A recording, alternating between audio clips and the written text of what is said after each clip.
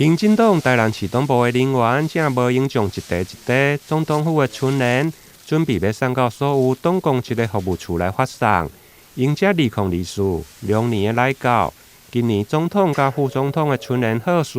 为万物兴隆，希望祝福国人万事兴通，福运昌隆。每年就是迄个龙年吼，所以这个的主题是万物兴隆，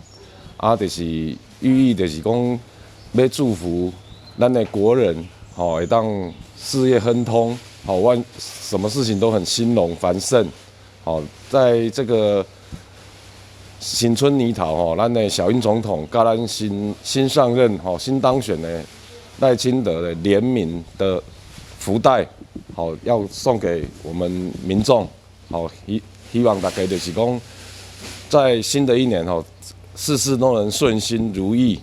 万物兴隆。除了春联的贺词，另外还有红包鹿仔甲龙年的福袋。今年的福袋有龙的图腾，设计为立体造型，内面有1块的硬币，吸引未少的民众前来领取。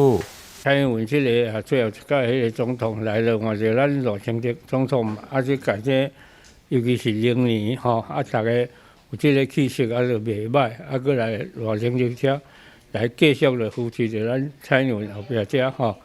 各方的建设当然影这红包是虽然是一个小小红包，不过这个对咱一般百姓的意义嘛真大。今年总统府的春联、福袋甲红包鹿仔设计精美，虽然是小英总统最后一任，不过嘛有新当选后届总统赖清德对着国人的祝福，希望民众到民进党市党部或者是就近的党公职服务处来索取，数量有限，发完为止。台南新闻林根采访报道。